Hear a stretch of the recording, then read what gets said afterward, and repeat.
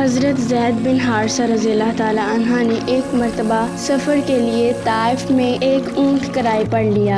اونٹ والا ڈاکو تھا۔ وہ آپ کو سوار کر کے لے چلا اور ایک ویران و سنسان جگہ پر لے جا کر آپ کو اونٹ سے اتار دیا اور ایک خنجر لے کر آپ کی طرف حملہ کے ارادے سے بڑھا۔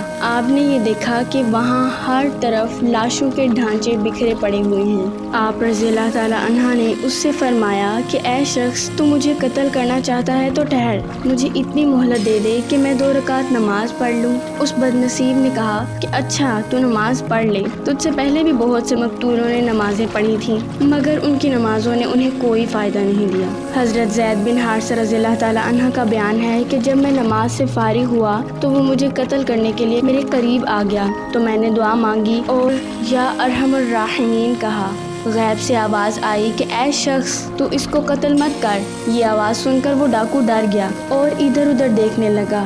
جب کوئی نظر نہیں آیا تو وہ پھر سے میرے قتل کے لیے آگے بڑھا تو میں نے پھر سے بلند آواز سے یا ارحم الراحمین کہا اور غیبی آواز آئی۔ پھر تیسری مرتبہ جب میں نے یا ارحم الراحمین کہا تو میں نے دیکھا کہ ایک شخص گھوڑے پر سوار ہے اور اس کے ہاتھ میں نیزہ ہے اور نیزے کی نوک پر آگ کا ایک شعلہ ہے۔ اس شخص نے آتے ہی ڈاکو کے سینے میں اس زور سے نیزہ مارا کہ نیزہ اس کے سینے کو چھیدتا ہوا اس کی پشت کے پار نکل گیا اور ڈاکو زمین پر گر کر مر گیا۔